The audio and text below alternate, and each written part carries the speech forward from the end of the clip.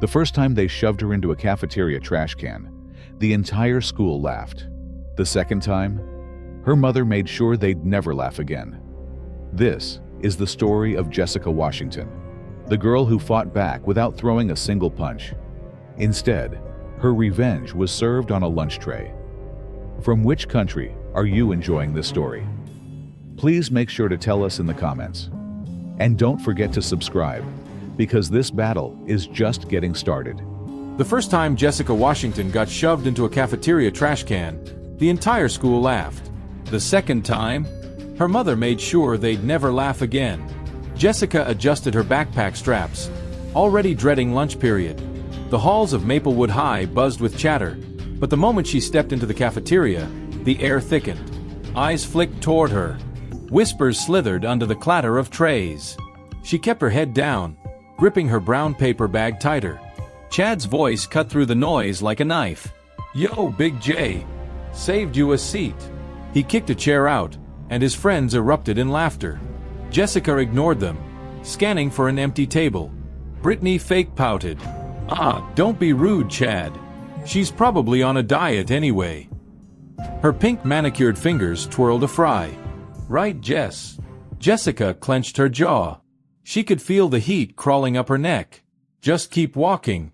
Just something wet and cold smacked against her back. A meatball sub slid down her hoodie, marinara bleeding into the fabric. The cafeteria roared.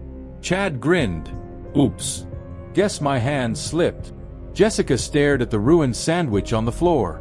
Her stomach twisted, but she refused to cry. "Not here. Not again." Slowly, she bent down, picked up the mess, and walked toward Chad's table. Brittany's smirk faltered. What are you?" Jessica dropped the soggy sandwich into Chad's lap. Silence. Then chaos. Chad shot up, knocking his chair over. "You freak!" His face turned red, fists balled. A teacher materialized, grabbing his arm. "Enough." "Jessica, detention. Now." Jessica didn't argue. She walked out, the laughter chasing her like always. At home, Jessica's mom, Lisa, took one look at her saw-stained hoodie and froze. "What happened?" Jessica shrugged. "Nothing. Just don't pack me lunch anymore." Lisa's eyes darkened. "They threw food at you." Jessica flinched. She hadn't even said it. Lisa yanked her into a hug. "It's not nothing." Her voice was steel. "And it ends now." Jessica pulled back. "Mom, no. Just let it go." Lisa smiled. A slow, terrifying smile. "Oh, I'm letting go of their processed, deep-fried, sugar-loaded cafeteria garbage." Jessica blinked. "What?" Lisa grabbed her phone. "I'm calling in a favor." The next Monday, the cafeteria line smelled different. No greasy pizza. No neon orange cheese sauce. Just steaming trays of roasted vegetables, grilled chicken, and something called quinoa power bowls. Brittany gagged. "What is this? Prison food?" Jessica froze, tray in hand. A new sign hung above the serving station. Temporary menu changes. Approved by Dr. Washington. Her mother's name. Jessica's stomach dropped. "Oh no." Brittany stabbed a fork into her kale salad. "This is your fault." Jessica almost laughed. For once, she wasn't scared. Because her mom had just declared war. And the bullies had no idea what was coming. Jessica stared at the tray of food in front of her. Grilled chicken, roasted sweet potatoes, and a kale salad that looked like it had been prepared by someone who actually cared. The scent of herbs and spices filled the air instead of the usual grease and salt. Around her, the cafeteria buzzed with confusion and outrage. Brittany picked at her salad like it was a science experiment gone wrong. "This is disgusting," she announced loudly, pushing the tray away. "Who eats this crap?" Chad, sitting across from her, poked at his quinoa bowl with suspicion. "It tastes like dirt," he muttered, tossing his fork down. Jessica took a careful bite of her chicken. It was perfectly seasoned, tender, and nothing like the rubbery mystery meat the school usually served. She almost smiled. Then Brittany's voice cut through her thoughts. "This is your fault, you know." Jessica looked up. Brittany's glare was sharp enough to draw blood. "You told your mom to do this, didn't you?" Brittany sneered. "Because you're too weak to handle a little teasing?" Jessica's grip tightened around her fork. "I didn't tell her anything," she said quietly. Brittany rolled her eyes. "Right. Like we believe that." Chad leaned forward, his voice low. "You think you're so smart? This isn't over." Jessica met his gaze. For the first time, she didn't look away. By the end of lunch, half the trays were left untouched. Kids grumbled as they dumped perfectly good food into the trash, complaining about the lack of burgers and fries. Jessica watched it all with a quiet satisfaction. But the real chaos started the next day. A group of seniors had apparently organized a junk food smuggling ring. Backpacks were stuffed with bags of chips, candy bars, and even greasy takeout burgers wrapped in foil. The teachers, usually oblivious to cafeteria drama, suddenly became hypervigilant, confiscating contraband snacks left and right. Brittany, ever the ringleader, had managed to sneak in a giant bag of cheese puffs. She waved it around like a trophy. "See? They can't stop us." Jessica just shook her head and took another bite of her lunch. Then the principal's voice crackled over the intercom. "Attention, students!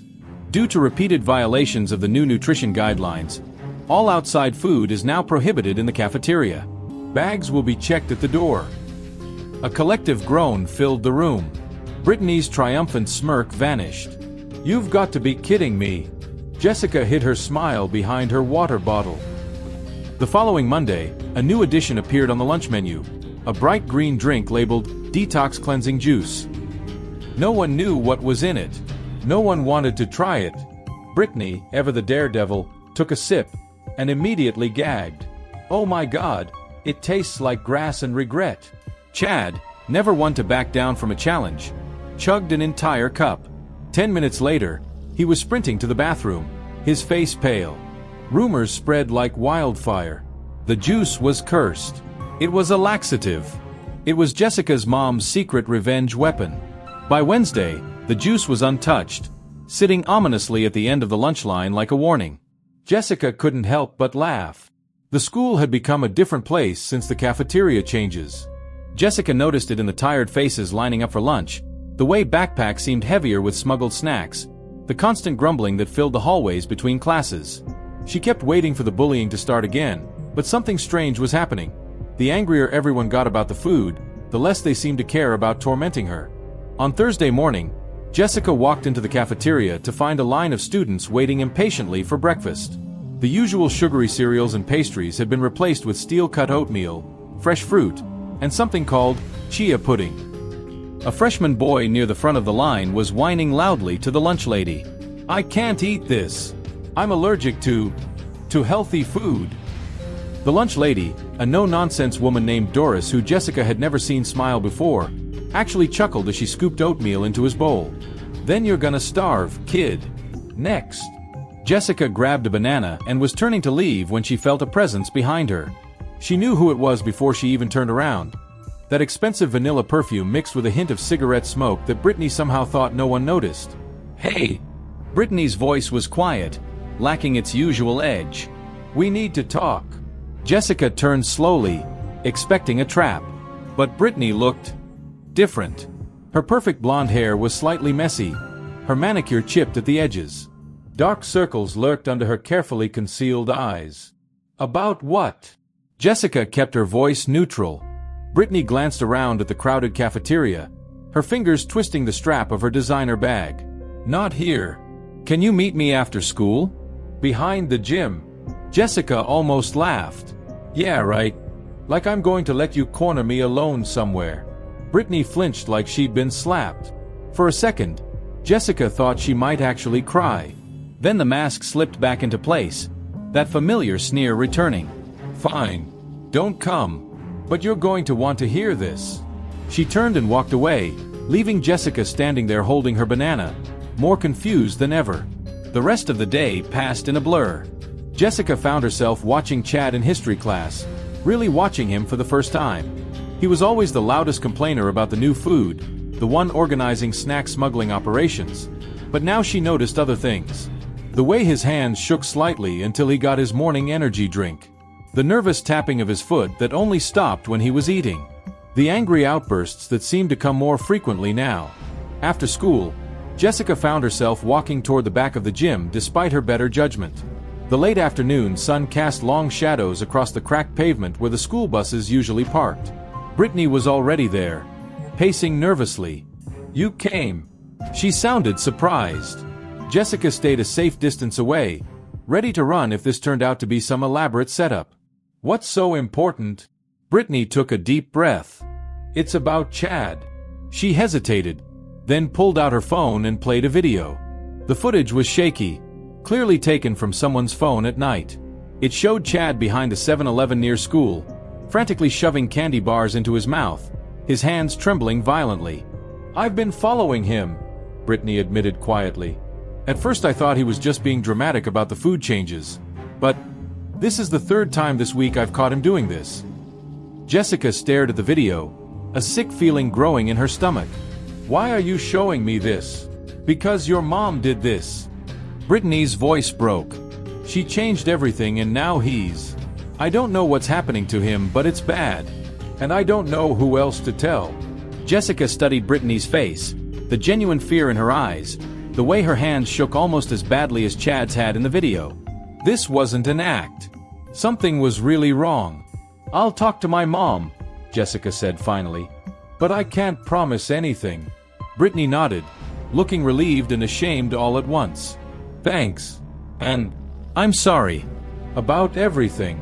Jessica just turned and walked away, her mind racing. She'd wanted the bullying to stop, but not like this. Never like this. The next morning at breakfast, Jessica watched Chad from across the cafeteria. He sat alone, pushing his oatmeal around the bowl, his leg bouncing uncontrollably.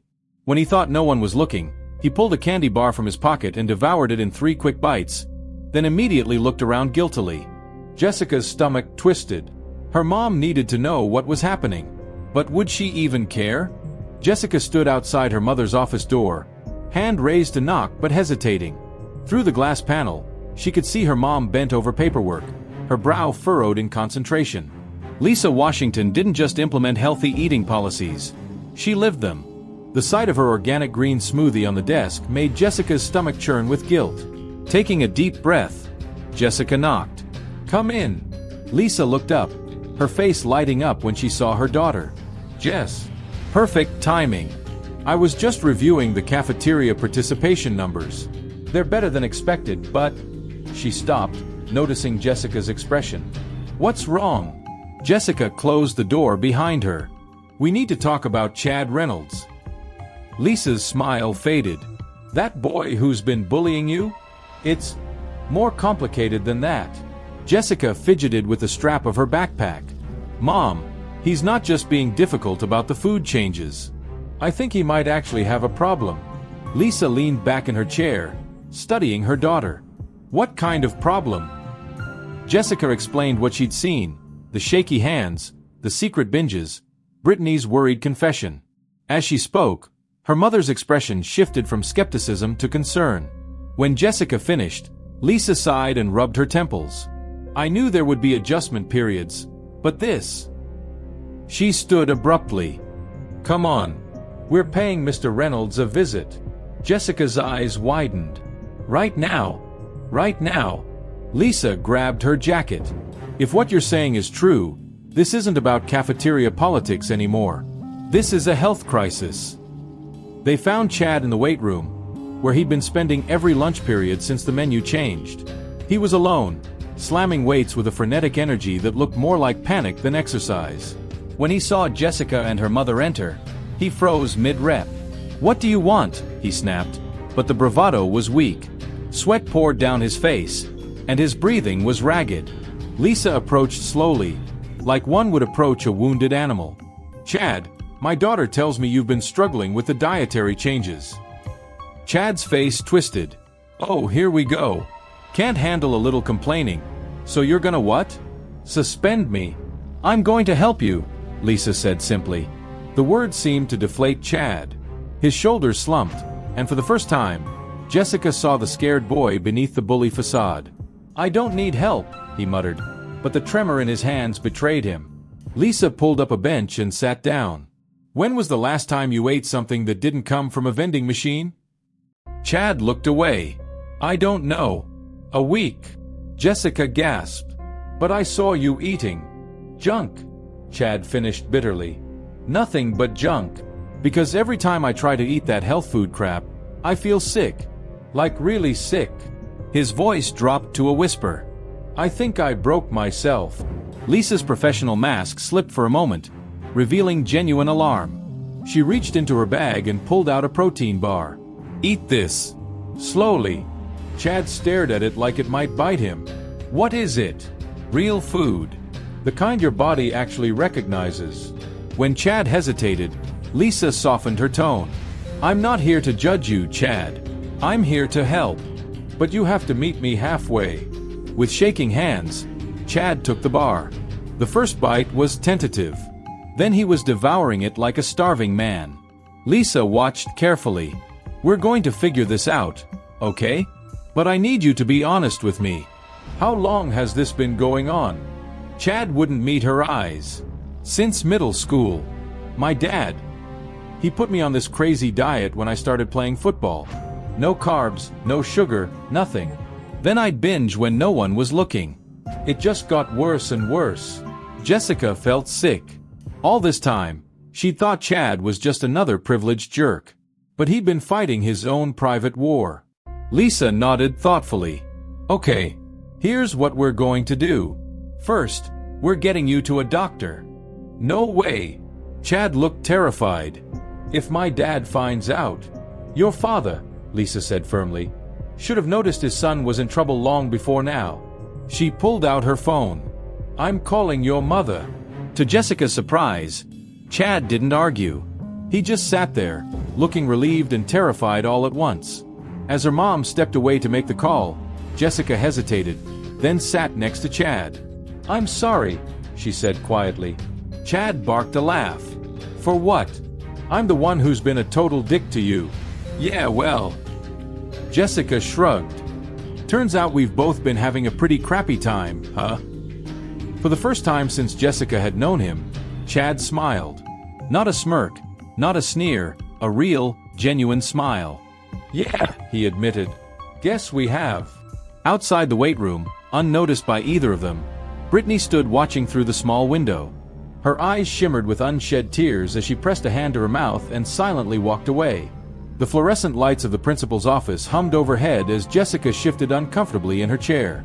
Next to her, her mother sat perfectly still, hands folded on her lap, while Principal Henderson adjusted his glasses and reread the note Lisa had handed him. I understand your concerns, Dr. Washington, he said finally, but we can't make special dietary exceptions for one student. That would set a dangerous precedent. Lisa's voice remained calm, but Jessica could see the tension in her jaw. This isn't about preferences, Principal Henderson. This is a documented medical condition. Chad Reynolds needs supervised nutritional rehabilitation. Across the office, Chad's mother, a thin, nervous-looking woman in an expensive suit, nodded vigorously. The doctor confirmed it yesterday. My son has severe metabolic dysregulation from years of yo-yo dieting. Principal Henderson sighed. Be that as it may, our cafeteria simply isn't equipped. Then we'll equip it. Lisa leaned forward. I'll personally oversee Chad's meal plan. And while we're at it, we can implement proper nutritional education for all students. Jessica watched the exchange with growing unease. She'd never seen her mother like this. So focused, so relentless. It was equal parts impressive and terrifying. The principal removed his glasses and rubbed his eyes. Dr. Washington, with all due respect, you were hired to consult on our lunch program, not overhaul our entire. A knock at the door interrupted him. Before anyone could respond, Brittany walked in, her usual confidence replaced by something more fragile. I'm sorry to interrupt, she said, voice trembling slightly. But I think you should see this. She placed her phone on the principal's desk. On screen was a social media post, a photo of Chad mid-panic attack in the locker room, captioned, "Look at the freak who can't handle real food." The comments were worse. Principal Henderson paled. When was this posted? 20 minutes ago. Brittany's hands shook. It's already been shared 200 times. The kids, they don't understand. Jessica's stomach twisted. She knew exactly how Chad must have felt in that moment. Exposed, humiliated, powerless. The same way she'd felt every time they'd laughed at her. Something unexpected bubbled up in her chest. Anger, but not at Chad. At the whole stupid system that had done this to all of them. Before she could stop herself, Jessica stood. "Principal Henderson, you have to do something. Not just for Chad, but for everyone. Look around." She gestured wildly. Half the girls in this school skip lunch to fit into their prom dresses. The football team takes dangerous supplements. Kids are either starving or binging, and nobody cares as long as test scores stay up. The room fell silent. Jessica's face burned, but she didn't sit down. To everyone's surprise, it was Brittany who spoke next. "Jessica's right." She met Jessica's eyes for the first time without malice. "We've all been messed up about food forever. We just didn't know how bad it was until someone took the junk away." Principal Henderson looked from face to face, then sighed deeply. "All right, Dr. Washington, draft your proposal. But anything we implement needs to be sustainable long-term." Lisa nodded. "I have some ideas." As they filed out of the office, Chad caught Jessica's arm. "Hey, thanks." His voice was rough with emotion. Jessica shrugged. "Don't mention it." Brittany lingered awkwardly nearby. When Jessica raised an eyebrow at her, she blurted out, "I could help. With the nutrition thing, I'm good at social media. We could, rebrand healthy eating so it doesn't seem so lame." Jessica almost laughed. Of course Brittany would think about branding. But to her own surprise, she nodded. "Actually, that's not a terrible idea." A tentative smile tugged at Brittany's lips. Yeah. Jessica found herself smiling back. "But we're not calling it kale, yeah. Or whatever you're thinking." Brittany mock gasped. "That's genius. How did you?" "I know you," Jessica said, rolling her eyes. But for the first time, she realized that might not be such a bad thing. As they walked down the hall together, former bully, former victim, and the boy caught between them, Jessica noticed the other students watching. Some with curiosity, some with confusion. A few with something that looked almost like hope. Change was coming to Maplewood High. And for once, Jessica found herself looking forward to it. The school courtyard buzzed with an energy Jessica had never felt before. A long table was set up near the cafeteria entrance, draped in one of Brittany's Instagram-perfect tablecloths. Displayed across it were samples of the new menu items. Colorful grain bowls, protein-packed wraps, even decadent-looking black bean brownies. Jessica adjusted the stand holding her phone, making sure the lighting was perfect for the shot. She discovered by accident last week that she had a knack for food photography when one of her cafeteria tray photos got reposted by the school's social media account. Now, here she was, officially documenting the launch of Fuel Up Fridays. Brittany flitted around the table like a hyperactive butterfly, rearranging napkins and straightening labels. "Okay, remember," she announced to the gathered students, "this isn't health food. It's performance fuel. You wouldn't put cheap gas in a Ferrari, right?" A junior football player snorted. "So what, we're Ferraris now?" "You are if you want to be," Brittany shot back with her trademark confidence. She grabbed a sample and shoved it at him. "Try it. I dare you." Jessica snapped photos as the reluctant taste testers became enthusiastic converts. The magic wasn't just in Brittany's pitch, it was in the food itself. Her mom had outdone herself, working with the cafeteria staff to create meals that were both nutritious and genuinely delicious. Chad manned the smoothie station, blending his specially formulated recovery drinks. He looked healthier already, the dark circles under his eyes fading. When he caught Jessica watching, he raised his drink in a silent toast. "These photos are amazing." Jessica turned to find Mr. Alvarez, the art teacher, peering over her shoulder at her phone. "You've got a real eye for composition," he continued. "Ever consider entering the yearbook photo contest?" Jessica blinked. "Me? But I just take pictures of food." Mr. Alvarez smiled. "You capture stories, Jessica. That's what good photography does." He handed her a flyer before walking away. Think about it. As Jessica examined the contest details, Brittany plopped down beside her, stealing a sip of Chad's smoothie. Ugh, still tastes like lawn clippings, she complained, but drank it anyway. Jessica laughed. Then why are you drinking it? Brittany shrugged. Because it makes my skin look amazing. Duh. She nodded at the flyer. What's that? Yearbook contest. Jessica hesitated. Mr. Alvarez thinks I should enter. Of course you should. Brittany grabbed the flyer. Oh, the theme is transformation. That's perfect. She waved her arms dramatically. You could do a whole series on the cafeteria revolution. Before and after shots. Student testimonials. Jessica opened her mouth to protest, then stopped. The idea wasn't bad. In fact, it was kind of brilliant. Chad leaned in. You could call it, the real transformation was the friends we made along the way. Both girls groaned. Never say that again, Brittany ordered. But Jessica was already scrolling through her photos, seeing them differently now. Not just as food shots, but as pieces of a larger story. Her story. Their story. The bell rang, signaling the end of lunch. As the crowd dispersed, Jessica noticed a well-dressed woman lingering near the back, examining the display with keen interest. Who's that? She asked Brittany. Brittany's eyes widened. Oh my God, that's Elaine Carter. From the Carter Family Foundation? They fund, like, half the school programs in the district. The woman caught Jessica's eye and smiled before turning to leave. But not before slipping a business card to one of the cafeteria workers. Jessica exchanged glances with Brittany and Chad. Whatever was happening here, it was bigger than any of them had imagined. And for the first time in her high school career, Jessica couldn't wait to see what happened next. Jessica sat cross-legged on her bedroom floor, surrounded by printouts of her favorite cafeteria photos. The late afternoon sun streamed through her window, casting warm light over the images. She picked up one particularly striking shot, a close-up of a student's hands holding a vibrant salad, the condensation on the glass water bottle catching the light just right. A knock at her door startled her. Jess. Her mother peeked in, holding an envelope. This came for you. Jessica took the heavy cream-colored envelope, her name written in elegant script. Who's it from? Lisa smiled mysteriously. Open it. Inside was an invitation to the Carter Family Foundation's annual Youth Innovation Gala, along with a handwritten note. Asterisk, your photography captures the soul of your school's transformation.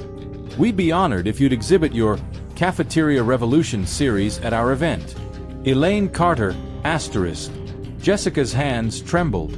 Mom, this is huge. Lisa squeezed her shoulder. I may have shown Mrs. Carter your Instagram when she visited the school. She was quite impressed. Jessica's mind raced. The gala was the biggest youth arts event in the county. Last year's winner got a scholarship and a gallery showing. The next morning, the school buzzed with rumors about the foundation's interest in their nutrition program. Principal Henderson practically glowed as he announced an assembly after lunch. Brittany intercepted Jessica at her locker. You'll never guess what I just heard, she whispered dramatically. The Carters want to fund a whole culinary arts program here. Like, professional kitchen, cooking classes, everything. Jessica gasped. That's amazing. But why our school? Chad appeared behind them, munching on a protein bar. Because of your mom, he said matter-of-factly. Turns out the Carter's daughter had an eating disorder back in the 90s. Nobody helped her then, but when they heard about what Dr. Washington did for me, he shrugged. Guess they want to pay it forward. The pieces clicked together. That's why Mrs. Carter had seemed so emotional during her visit. The assembly revealed even bigger news. Not only was the foundation funding a culinary program, but they wanted students to help design it. Jessica, Brittany, and Chad found themselves unexpectedly nominated to the planning committee. As they left the auditorium, Brittany grabbed Jessica's arm. This is our chance to really change things. No more kids feeling like we did. Jessica nodded, a sudden realization warming her chest. The bullying, the cafeteria wars, all the pain, it had led them here. To this moment, to something that might actually help people. She looked at Brittany and Chad, these unlikely allies who had become something like friends. "We should get started," she said. And for the first time, Jessica Washington walked through the halls of Maplewood High with her head held high. Not because the bullying had stopped, but because she'd finally found her place. The school library's archive room smelled of old paper and dust. Jessica sneezed as she pulled another box from the shelf marked 1990 to 1995. Brittany flipped through a yearbook while Chad scrolled through microfiche records. "We've been at this for 2 hours," Brittany groaned, stretching her arms. "What exactly are we looking for again?" Jessica wiped dust from a faded newspaper clipping. "Mrs. Carter said her daughter attended here in the 90s. If we can find... guys." Chad's voice was uncharacteristically quiet. He pointed to the microfiche screen displaying a newspaper headline. Asterisk, Maplewood student hospitalized for malnutrition, school lunch program under scrutiny. Asterisk. The grainy photo showed a gaunt teenage girl being wheeled into an ambulance. The caption read, Asterisk, 16-year-old honor student Sarah Carter suffered cardiac complications from prolonged restrictive eating. Asterisk. Brittany gasped. "That's Elaine Carter's daughter?" Jessica's stomach twisted as she read on. The article detailed how school staff had ignored warning signs, more concerned with Sarah's perfect grades than her deteriorating health. "This is why Mrs. Carter cares so much," Jessica murmured. "Her daughter almost died because nobody paid attention." Chad's jaw tightened. "Just like nobody noticed what I was doing until your mom stepped in." A heavy silence settled over them. The past suddenly felt painfully present.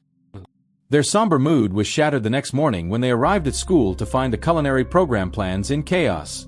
Someone had leaked the archive findings to the school board, and now questions were being raised about dredging up painful history. Principal Henderson called an emergency meeting. "The board is concerned this initiative will make the district look negligent," he explained, rubbing his temples. Lisa crossed her arms. "Negligent is ignoring history instead of learning from it." "But the optics are exactly why this program is necessary." Lisa's voice rose. "If we don't acknowledge what happened to Sarah Carter, how can we prevent it from happening to others?" Jessica watched the argument volley back and forth, her gala invitation burning a hole in her backpack. How could something so important be derailed by bureaucracy?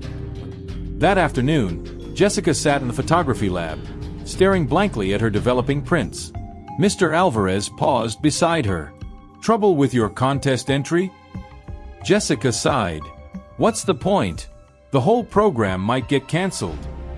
Mr. Alvarez studied the partially developed photo, a striking image of Chad's hands preparing his special smoothie, the ingredients arrayed like a chemist's experiment. "You know," he said quietly, "sometimes the most powerful stories are the uncomfortable ones." Jessica looked up sharply as the idea took shape. Maybe she didn't need to avoid the difficult past. Maybe she needed to confront it head-on. She grabbed her notebook and began scribbling. Her exhibit wouldn't just show the cafeteria transformation. It would tell the whole story, the bullying, the eating disorders, Sarah Carter's tragedy, and how food had become both weapon and medicine in their school's history. It was risky. It might anger people. But it was the truth. As Jessica rushed out to find Brittany and Chad, she realized this was bigger than a photo contest or even the culinary program. This was about making sure no student ever felt as alone as Sarah Carter had. As she had. And that was worth fighting for. The night of the gala arrived with unseasonably warm air that carried the scent of cherry blossoms from the Carter Estate gardens. Jessica stood frozen outside the grand hall, her fingers clutching the binder containing her photo series. The title page read, Asterisk, How We Learn to Eat, A School's Journey from Shame to Nourishment. Asterisk. Brittany appeared at her elbow, resplendent in a rose gold dress that somehow made the healthy smoothie samples on her tray look glamorous. "You're not chickening out now," she hissed. "I did not spend 3 hours on your makeup for nothing." Chad joined them, looking uncomfortable in his suit but carrying himself with new confidence. "Relax, Jess. Worst case scenario, we get kicked out and I know an awesome 24-hour diner." Before Jessica could respond, Mrs. Carter approached. Her eyes immediately went to Jessica's binder. "Is this your exhibit?" Jessica swallowed hard. "It's not what we originally planned." She opened the binder to show the first image, A side-by-side comparison of Sarah Carter's 1994 yearbook photo next to Chad's before/after shots. Mrs. Carter's breath caught. For a terrible moment, Jessica thought she might ask them to leave. Then the woman reached out with trembling fingers to trace her daughter's face. "You found her," she whispered. Inside, the gala unfolded like a dream. Jessica's exhibit became the unexpected centerpiece, drawing murmurs of recognition from educators and nods of understanding from students. But the real surprise came during the keynote address. Principal Henderson took the stage, not to give polished remarks as planned, but to make an unscripted announcement. After reviewing Jessica Washington's powerful work, he said, voice thick with emotion, "The school board has unanimously approved not just the culinary program, but a district-wide wellness initiative in Sarah Carter's memory." The applause was deafening. Mrs. Carter embraced Jessica as camera flashes popped around them. Later, as the festivities wound down, Brittany dragged Jessica onto the terrace. "Look!" She pointed to Jessica's phone, where her Instagram notifications had exploded. "You're trending. The local paper wants to interview you. And, oh my God, that's a follow request from the James Beard Foundation." Jessica laughed, the sound light and unfamiliar to her own ears. Somewhere along the way, without her even noticing, she'd stopped being the girl who hid in bathroom stalls. Chad joined them, balancing 3 slices of cake. "Nutrition is important, but so is celebration," he declared, handing out plates. As they ate, watching the sunset paint the gardens gold, Jessica realized the most surprising transformation hadn't been the cafeteria or even Chad, it had been herself. She'd walked into Maplewood High invisible and was walking out seen. And that, she thought as Brittany stole a bite of her cake, was the sweetest victory of all.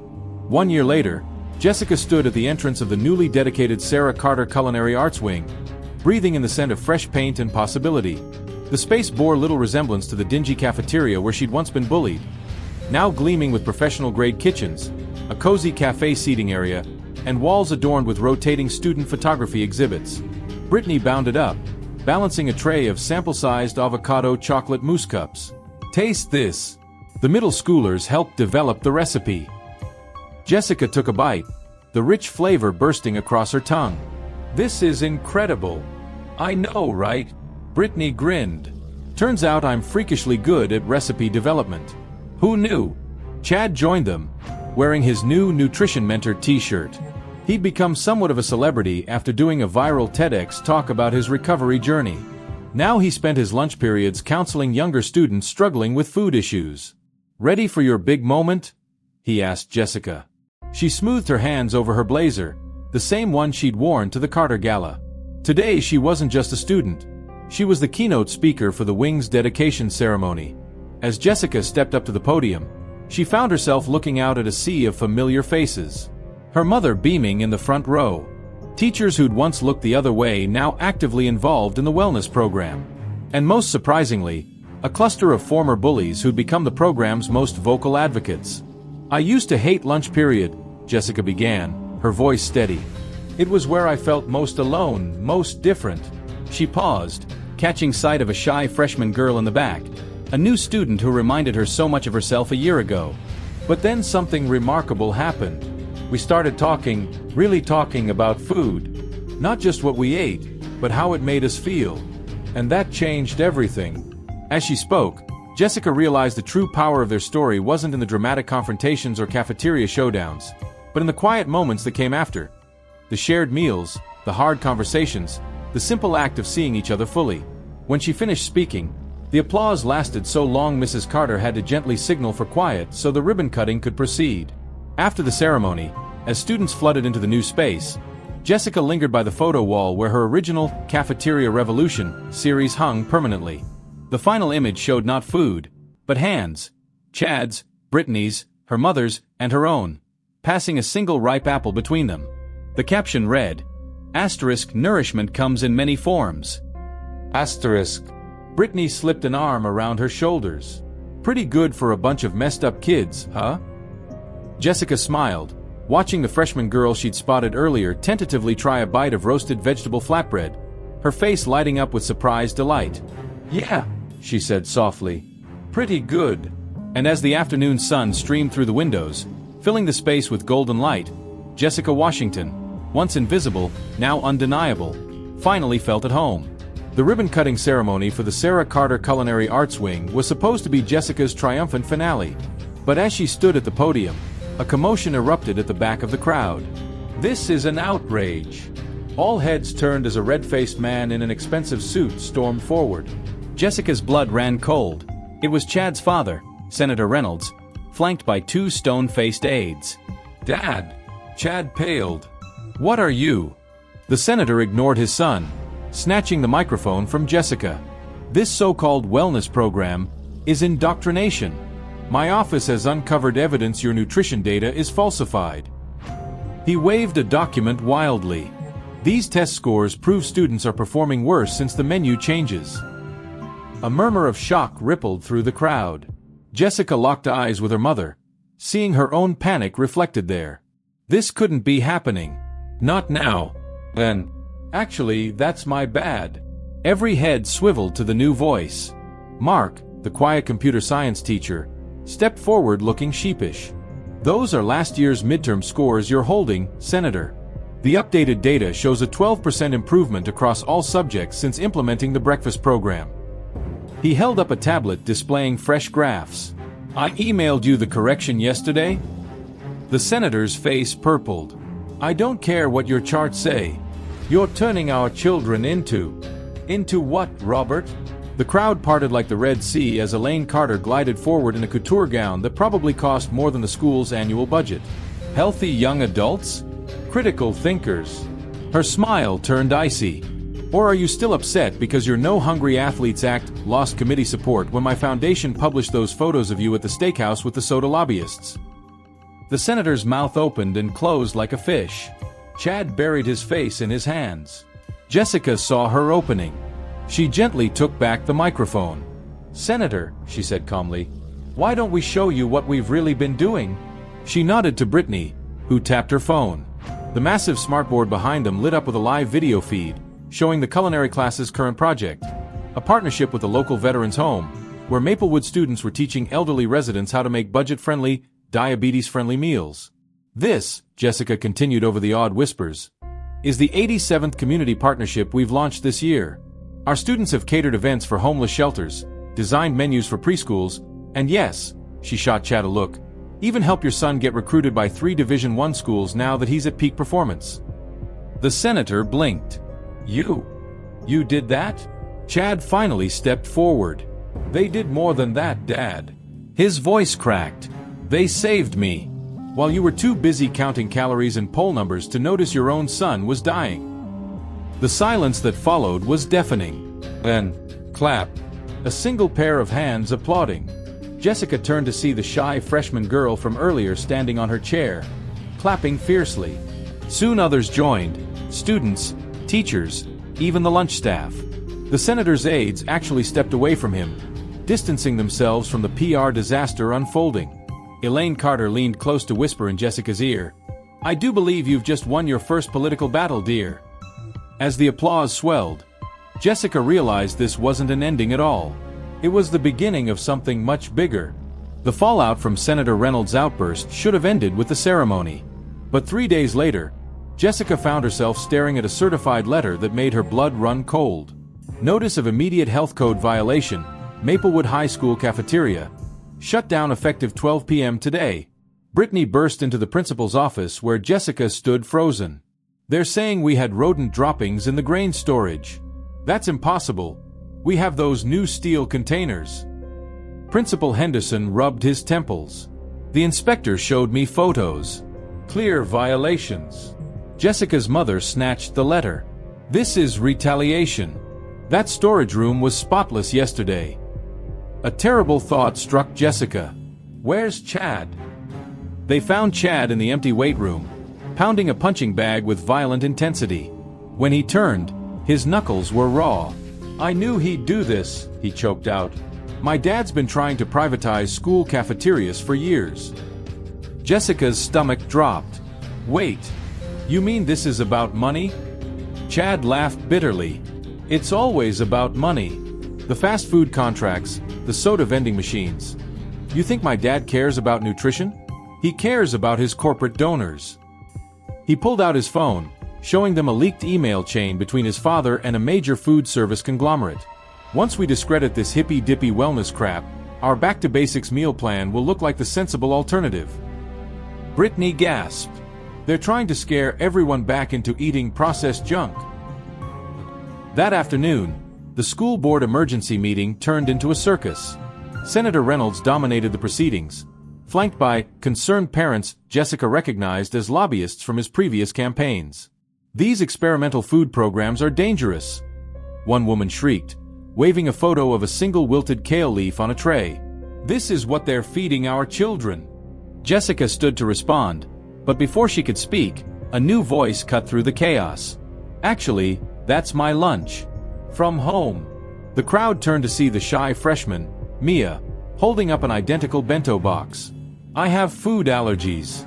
The new program is the first time I felt safe eating at school. A murmur of surprise ran through the room. Then another student stood. Then another. Soon a dozen kids were sharing stories of how the nutrition program had helped them. With diabetes, with eating disorders, with poverty at home. Senator Reynolds' face darkened. Touching stories. But regulations are regulations. The cafeteria remains closed until the doors burst open. Actually, it doesn't.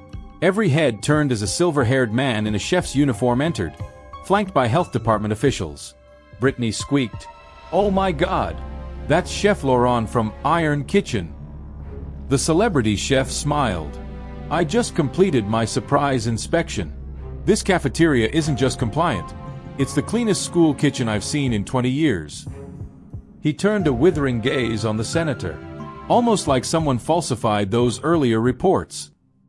The fluorescent lights of the empty cafeteria hummed ominously at 2:17 a.m. as Jessica, Chad, and Brittany crouched behind the salad bar. Outside, the security guard's flashlight beam swept past the windows at steady intervals. "This is insane," Brittany whispered, clutching her phone like a lifeline. "We're going to get expelled." Chad adjusted the tiny camera clipped to his shirt. "Only if we get caught. And my dad's security code should keep us off the motion sensors for..." Beep. The service entrance clicked open. All three froze as shadowy figures slipped inside. Two men in maintenance uniforms wheeling in a large crate. "There's the storage room," one muttered. "Hurry up before the guard loops back." Jessica's nails dug into her palms as she watched them pry open their grain containers. The man pulled out a plastic baggie of something and started sprinkling it around. Click. The sudden camera flash blinded everyone. Brittany stood on a table, phone aloft. "Smile for the evidence, jerks." Chaos erupted. By sunrise, the video was everywhere. The local news played it on loop. Masked men caught red-handed planting what health inspectors later confirmed were store-bought rodent droppings. But the real bombshell came from Chad's hidden camera audio. Senator said, "Make it convincing. Gotta kill this wellness crap before the vote." Principal Henderson looked 10 years younger as he tore up the shutdown notice. The school board just called an emergency session. Senator Reynolds is facing an ethics investigation. But Jessica was watching Mia, the freshman, stare at the now sealed cafeteria doors with quiet despair. "What about breakfast?" The girl's voice barely carried. "Some of us, we really need..." A honk interrupted her. Everyone turned as a fleet of food trucks rolled into the parking lot, led by Chef Laurent's iconic Kitchen Crusader vehicle. The chef leaned out the window. Did someone say, "Protest brunch"? The protest brunch became something Maplewood High would never forget. Chef Laurent's food trucks transformed the parking lot into an open-air feast, with students passing out free and fair lunch flyers and homemade muffins. By second period, #Lunchgate was trending nationally. Brittany's phone blew up with notifications during math class. "Oh, God." She turned her screen toward Jessica, a tweet from at Iron Kitchen TV, *Brittany C. That camera work was legendary. DM us for a summer internship. *. But the real shock came when Mia quietly slid a tattered composition book across the table. Found this in the senator's office during the parent-teacher conference. Thought you should see it.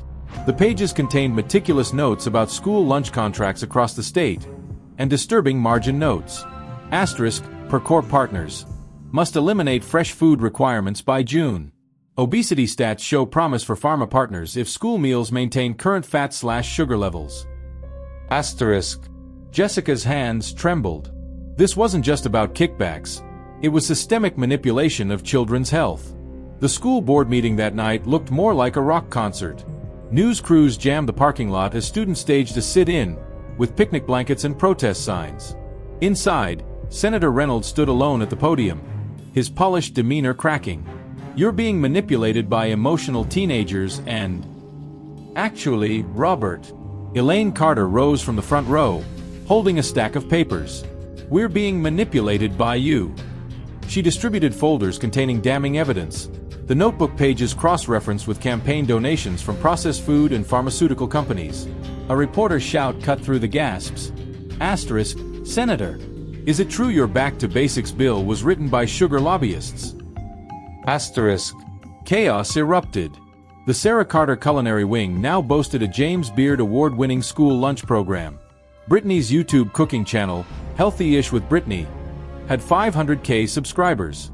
Chad, now at Stanford on a nutrition policy scholarship, video called weekly to debate school lunch politics. And Jessica? She stood before the U.S. Senate Subcommittee on Child Nutrition, holding up her now famous photo series. "These images prove change is possible," she told the assembled lawmakers. "The real question is, who's afraid of healthy children?" As the flashbulbs popped, Jessica winked at Mia in the front row. The once shy freshman now led Maplewood's Food Justice Club. Some revolutions, Jessica reflected, started with something as simple as an apple. The school board's emergency session was supposed to mark the end of the battle. But as Jessica stepped out into the parking lot that night, her phone buzzed with an unknown number. The text contained just one sentence. Asterisk, ask Chef Laurent about the 1993 home EC incident. Asterisk. Before she could react, headlights blinded her. A black SUV screeched to a halt, and the window rolled down to reveal. "Get in," growled a familiar voice. "We've got about 7 minutes before they realize I'm gone." Jessica's blood turned to ice. It was Senator Reynolds himself. The SUV smelled like expensive leather and panic. "You think this is about kickbacks?" The senator's hands shook on the steering wheel. "Laurent and I were college roommates. That notebook you found? It's his handwriting." Jessica's mind reeled as the pieces clicked together. 1. Chef Lawrence's sudden interest in their small-town program. 2. The suspiciously perfect timing of his inspections. 3. The way he'd steered media attention toward Brittany's camera work. The senator pulled up outside an abandoned diner. "He's using you kids to settle a 30-year grudge. That healthy lunch program of his? The same one that poisoned my..." His phone rang. The caller ID read, Elaine Carter. 1. Ivy University. 2 nutrition students, Robert Reynolds and John Paul Laurent, competing for the same internship, the same girl, Elaine, and the same revolutionary food science thesis. "The night before presentations," the senator whispered, "someone swapped my whole grain samples with tainted flour. Elaine got violently ill during my demo. Laurent got the internship, the glory, and eventually, her." Jessica's phone buzzed again. Brittany's frantic text. Asterisk, just got Iron Kitchen contract. Fine print says they own all cafeteria recipes. We'd have to pay them to serve our own food. Asterisk. The next morning, Chef Lawrence's true plan became clear. News outlets everywhere ran his op-ed. Asterisk, heartbreaking. Well-meaning school program actually dangerous copy of 1993 failed experiment. Asterisk. Attached were lab results, showing Maplewood's meals contained the same rare allergen that had hospitalized Elaine Carter decades earlier. The kicker? Asterisk, only my patented Iron Kitchen recipes can safely provide proper nutrition. Asterisk. Mia collapsed during breakfast. Not from food poisoning. From an asthma attack triggered by stress as the EMTs carried her out. 3 a.m. in the Washington kitchen. Jessica, Brittany, and Chad hunched over Mia's hospital bed-turned-command center. The freshman typed furiously on her laptop despite the oxygen tube in her nose. "I found it," she croaked. Lawrence Company tested those allergens at their own lab. And look. She pulled up a 30-year-old photo, young Elaine Carter clutching her stomach, but not at a science fair. At a protest. Behind her, a sign read, * Reynolds Foods, poisoning students since 1962. *. Jessica's head snapped up. We've been fighting the wrong enemy this whole time.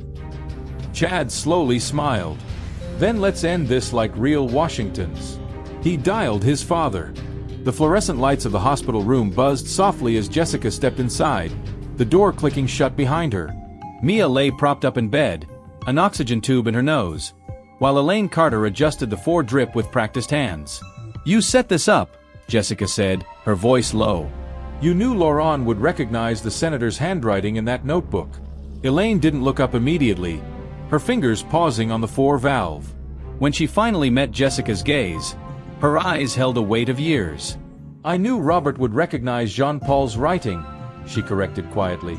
Just like I knew he'd come running when he thought his old rival was behind this. Mia coughed weakly, pushing herself up on one elbow. So this was all just some old grudge match? Elaine reached into her purse, pulling out a yellowed envelope with hands that trembled slightly. No, she said, unfolding the brittle paper inside. It was about finally proving the truth. The lab report dated back 30 years, its edges frayed. A single sentence was scrawled across the bottom in faded ink. *. The flour was contaminated before Jean-Paul ever touched it.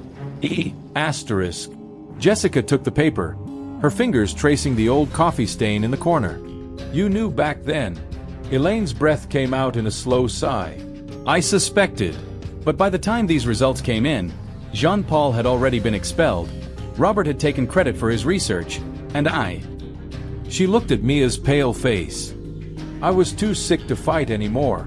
The heart monitor beeped steadily in the silence that followed. Brittany's phone buzzed in her pocket for the 5th time in 10 minutes. She didn't need to look to know it was another text from the unknown number. Probably another demand about the USB drive she'd promised to plant in the school system. Her nails tapped an uneven rhythm against the hospital vending machine as she stared at the iron kitchen contract in her other hand. You gonna answer that?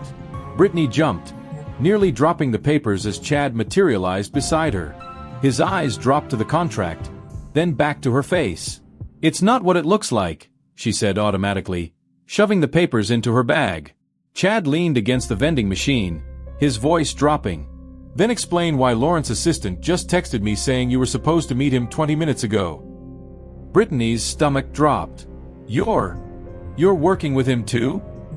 Not exactly. Chad held up his phone, showing a live feed of the hospital parking lot where Chef Laurent stood arguing with someone just out of frame. But I know a setup when I see one. Behind them, the elevator dinged. Jessica stepped out holding a familiar-looking file folder, her eyes widening when she saw them. Brittany's pulse pounded in her ears as Jessica approached. There was no way to explain the USB drive burning a hole in her pocket. No way to explain the signed contract. No way to. Jessica thrust the folder between them.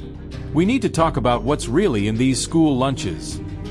The top page showed a chemical analysis report dated 1993, with a handwritten note at the bottom. *, same compound found in current samples. M*. Brittany forgot all about the USB drive. Wait, are you saying Lawrence been poisoning people this whole time? Chad's face went grim. Not just Laurent. The elevator dinged again.